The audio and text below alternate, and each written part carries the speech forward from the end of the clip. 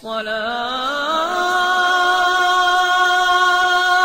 خير من النوم. اعوذ باللہ من الشیطان الرجیم. بسم اللہ الرحمن الرحیم. السلام علیکم ورحمۃ اللہ وبرکاتہ. میرے عزیز بھائیوں بہنوں اور بچوں، حضرت علی رضی اللہ تعالیٰ عنہ نے ارشاد فرمایا، دو موقع ایسے ہیں جہاں پر اللہ تعالیٰ نے فرشتوں سے نظام اپنے ہاتھ میں لے لیا. اس دنیا میں جب سے یہ کائنات بنی ہے، دو وقت ایسے آئے ہیں. ایک اس وقت جب حضرت نوح علیہ السلام کی قوم پر پانی کا عذاب آیا تو جو پانیوں کا فرشتہ ہے اللہ تعالیٰ نے اس سے پانی واپس لے لیا، یعنی اپنے اختیار میں لے لیا. اس کی وجہ کیا تھی کہ جب پانی سرکش ہو گیا. یہ سرکش کس پر ہوا؟ جو فرشتے پانیوں کی لگام سنبھال کے چلتے ہیں، پانی ان سے سرکش ہو گیا تو اللہ تعالیٰ نے پانی کو خود اپنے کنٹرول میں لیا. اور خود میرا اللہ اس وقت جب حضرت نوح علیہ السلام پر عذاب آیا تو اس وقت میرا اللہ خود پانیوں کو چلا رہا تھا. اور دوسرا موقع تب آیا جب اللہ تعالیٰ نے قوم عاد پر ہوا کو چھوڑا. ہوا سنسناتی ہوئی اور سرکش. کس پر سرکش؟ وہ فرشتہ جو ہواؤں کو لے کر چلتا ہے. اس فرشتے سے ہوا بے قابو ہو گئی تو اللہ تعالیٰ نے کنٹرول خود سنبھالا اور ایسی ہوا چلائی پھر میرے اللہ تعالیٰ نے کہ ایک کو بھی زندہ نہ چھوڑا. حضرت نوح علیہ السلام جب 950 سال محنت کر کے تھک گئے تو اللہ تعالیٰ کو اپنی کارگزاری سنائی. پہلے انہوں نے اللہ تعالیٰ کو اپنی کارگزاری سنائی، پھر اللہ سے دعا مانگی. سورہ نوح اصل میں ساری کی ساری دعا پر مشتمل ہے، اور دعا اللہ سے مانگنا بھی ہے اور دعا اللہ تعالیٰ سے بات کرنا بھی ہے، یعنی اپنا حال بھی بتانا ہے اور اللہ سے دعا بھی مانگنی ہے.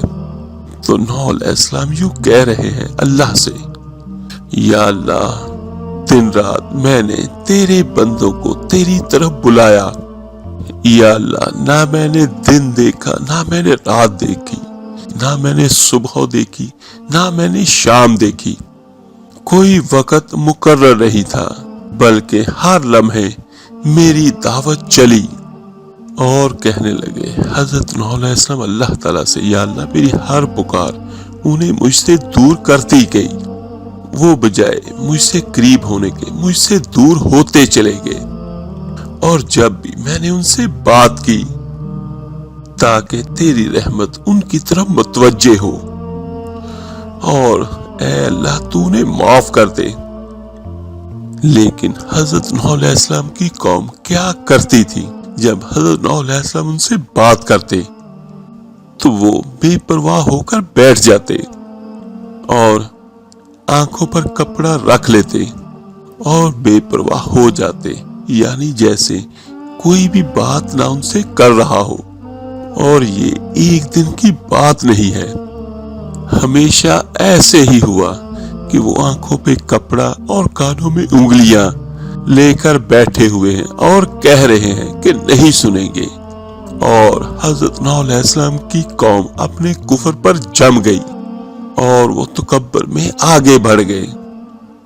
پھر حضرت نوح علیہ السلام کہنے لگے، جب انہوں نے کانوں میں انگلیاں لی اور آنکھوں پر کپڑے ڈالے تو میں نے کیا کیا؟ میں نے اور زور سے ان کو بلایا کہ شاید میری آواز ان کے کانوں کے اندر چلی جائے، کیونکہ انہوں نے کانوں میں انگلیاں ٹھونسی ہوئی تھی. اور میں اتنے زور سے بولا کہ شاید میری بات ان کے کانوں کے اندر چلی جائے. اور میں نے چیخ چیخ کر پکارا اور ایک ایک کو الگ الگ کر کے میں نے سمجھایا.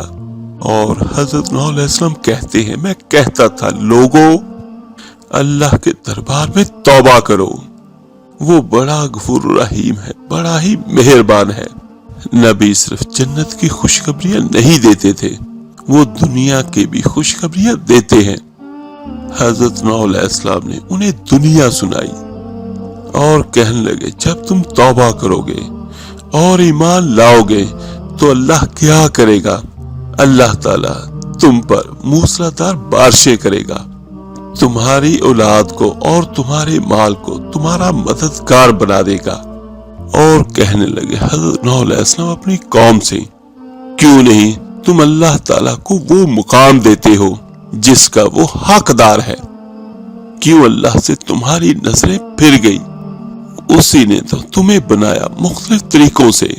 تو حضرت نوح علیہ السلام 950 سال روئے ہیں، اور جب 950 سال کے بعد وہ اپنی امت سے مایوس ہو گئے اور انہوں نے ہاتھ اٹھائے اور اللہ سے دعا مانگی، تو اللہ تعالیٰ نے ان کی دعا کو ایسا پسند کیا کہ اسے قیامت تک کے لیے قرآن کا حصہ بنا دیا، اور ہمیں بھی حکم دے دیا کہ قیامت تک اس کو پڑھتے رہو، اور دعائیں کیسے مانگی جاتی ہیں اس کا سلیقہ بھی سکھایا، اور کس طرح سے حضرت نوح علیہ السلام پکارے تھے وہ سارا نقشہ بیان فرمایا۔ 950 سال انہوں نے تبلیغ کی، 3 نسلیں ختم ہوئی۔ حضرت نوح علیہ السلام کی عمر زیادہ تھی، لیکن عام لوگوں کی عمریں اتنی نہیں تھی۔ اس وقت بھی ان کے سامنے پوتے پڑ پوتے کفر پہ چلتے چلے گئے۔ جب آخر تھک گئے تو پھر آپ نے کہا، اور نوح علیہ السلام کا ایک ایک بول اللہ تعالیٰ نے قرآن میں نقل کیا۔ حضرت نوح علیہ السلام کہہ رہے ہیں، اے میرے رب، میں نے اپنی قوم کو دن میں پکارا، رات میں پکارا، زور زور سے پکارا، اور آہستہ آہستہ بھی پکارا، چپکے بھی، ایک ایک سے سرگوشیاں بھی کی، اعلان بھی کیے، بیان بھی کیے، پیچھے پیچھے بھی پھرے، لیکن انہوں نے کانوں میں انگلیاں دے لی اور چہرے اپنے کپڑوں سے ڈھانپ لیے، اور وہ کفر میں سخت ہو گئے۔ پر میں انہیں سناتا رہا، او اللہ کے بندو توبہ کر لو، اللہ بارشیں دے گا، دولت دے گا، اولاد دے گا، رزق دے گا۔ اللہ نے زمین بچھائی، آسمان کو اٹھایا، چاند تاروں سے اس کو سجایا، اور تمہیں نور عطا فرمایا، زمین کو بچھونا بنایا، اور اسی سے تمہیں بنایا، اور اسی میں تمہیں لوٹایا، اور اسی سے تمہیں دوبارہ اٹھائے گا۔ اے میرے رب، میں تو یہ کرتا رہا۔ جب حضرت نوح علیہ السلام یہاں پہنچے تو اللہ تعالیٰ کو یہ بات اتنی پسند آئی، تو پھر اللہ تعالیٰ نے کہا کہ نوح مجھے یہ کہہ رہا تھا۔ ابھی اس میں حضرت نوح علیہ السلام نے اصل بات نہیں مانگی، وہ چاہتے تو یہ تھے کہ اس پوری قوم کو اللہ تعالیٰ ختم کر دے، وہ یہ مانگنا چاہتے ہیں، لیکن یہ تمہید تھی اپنی دعا سے پہلے۔ لیکن اس تحمید نے اللہ کی رحمت کو ایسا جوش دیا کہ حضرت نوح علیہ السلام کے مانگنے سے پہلے ہی اللہ تعالیٰ نے اعلان کر دیا، جو تو مانگ رہا ہے وہ میں پہلے قبول کر چکا ہوں، جو تو کہنے والا ہے وہ میں پہلے ہی قبول کر رہا ہوں۔ اور پھر اللہ تعالیٰ فرماتا ہے کہ تیرے مانگنے سے پہلے ہی اعلان کر دیا، یہ ڈوبیں گے، ہلاک ہوں گے، یہ جہنم میں جائیں گے، ان کا کوئی ساتھی نہ ہوگا۔ اس کے بعد حضرت نوح علیہ السلام کی دعا آ رہی ہے، میرے رب اب ان کا صفایا کر دے اور کوئی زندہ نہ چھوڑ، اور ان سب کو برابر کر دے، اس لیے کہ یہ نسل در نسل کافر پیدا ہو رہے ہیں۔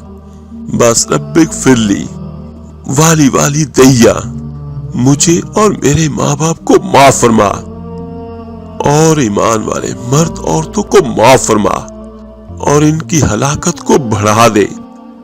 تو پھر اللہ تعالیٰ نے اسی طرح اس دعا کو قبول فرمایا، اور پھر میرے اللہ نے آسمان کے دروازے کھول دیے، اور زمین کے چشمے ابلنے لگے، زمین ابلنے لگی، آسمان برسنے لگا، زمین کا پانی ابل رہا ہے اور آسمان برس رہا ہے۔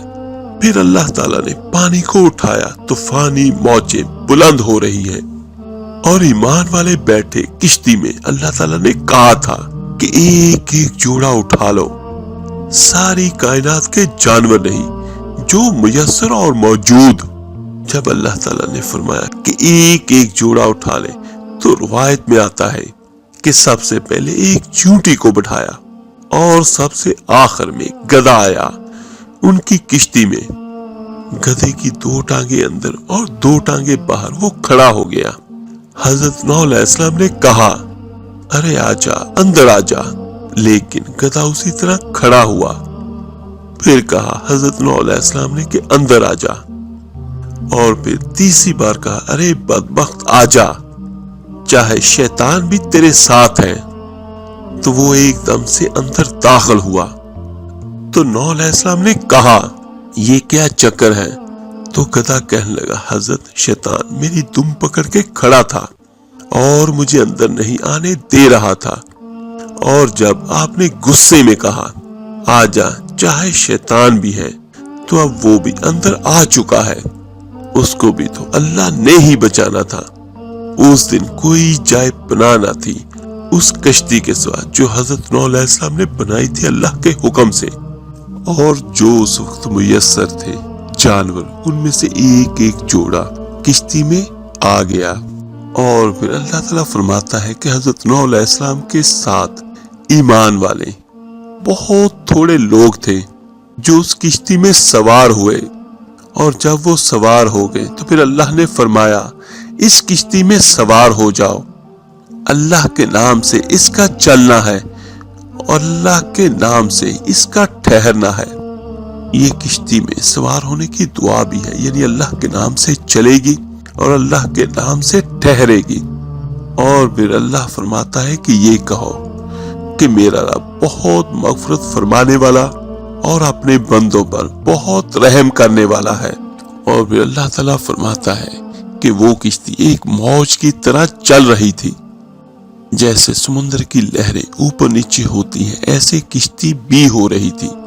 اتنا طوفان آیا، اس موقع پر حضرت نوح علیہ السلام نے اپنے بیٹے کو پکارا۔ وہ ان کا بیٹا ایک کنارے پہ کھڑا ہو کر یہ منظر دیکھ رہا تھا۔ تو حضرت نوح علیہ السلام کہنے لگے اے میرے پیارے بیٹے، ہمارے ساتھ کشتی میں سوار ہو جا اور کافروں میں مت ہو، یعنی کلمہ پڑھ لے اور آ جا کشتی میں۔ تو ان کا بیٹا کہنے لگا میں ایک پہاڑ پہ چڑھ جاؤں گا، وہ پہاڑ مجھے پانی سے بچا لے گا۔ میرے عزیز بھائیو، جب انسان کی خواہشات سے آنکھیں اندھی ہو جاتی ہیں تو پھر یہ حال ہوتا ہے۔ حالانکہ وہ جانتا تھا کہ اس کا باپ نبی ہے اور پانی کو اس نے اپنی آنکھوں کے سامنے سے دیکھا، لیکن پھر بھی کیا کہ بس میں ایک پہاڑ کے اوپر چڑھ جاؤں گا اور وہ پہاڑ مجھے بچا لے گا۔ میرے عزیز بھائیو، یہ واقعہ تاریخ کا حصہ ہے، اور انہیں واقعات کو سن کے ہمیں اپنے گریبانوں میں جھانکنا چاہیے کہ کہیں ہمارے دل بھی ایسے سخت تو نہیں ہو چکے۔ تو وہ کہنے لگا کہ مجھے تو پہاڑ بچائے گا۔ حضرت نوح علیہ السلام نے کہا دیکھ آج جس پر اللہ رحم کرے گا وہی بچے گا، اپنی طاقت سے، اپنے وسائل سے اور اسباب سے کوئی بھی نہیں بچ سکتا، اور یہ بات ابھی ہو رہی ہے۔ اور پھر قرآن پاک میں ہے کہ باپ اور بیٹے کے درمیان ایک لہر حائل ہوئی ہے، اور اس لہر نے حضرت نوح علیہ السلام کے بیٹے کو لے کر پانی میں غرق کر دیا۔ اور قرآن میں دوسری جگہ پر آتا ہے پوری قوم غرق ہوئی اور آگ میں داخل، یعنی یہ قبر کا عذاب ہے۔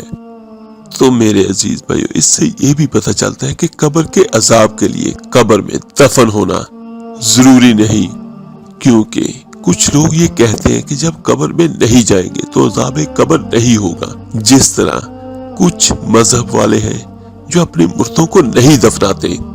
تو اللہ کہہ رہا ہے کہ سمندر میں وہ پانی میں غرق ہوئے، اور داخل کہاں ہوئے؟ جہنم میں۔ اور جب حضرت نوح علیہ السلام کا بیٹا بھی ہلاک ہوا اور باقی سب بھی ہلاک ہو گئے جو نافرمان تھے، تو اللہ نے پھر کہا کہ میں نے زمین کو حکم دیا کہ اپنے پانی کو نگل لے۔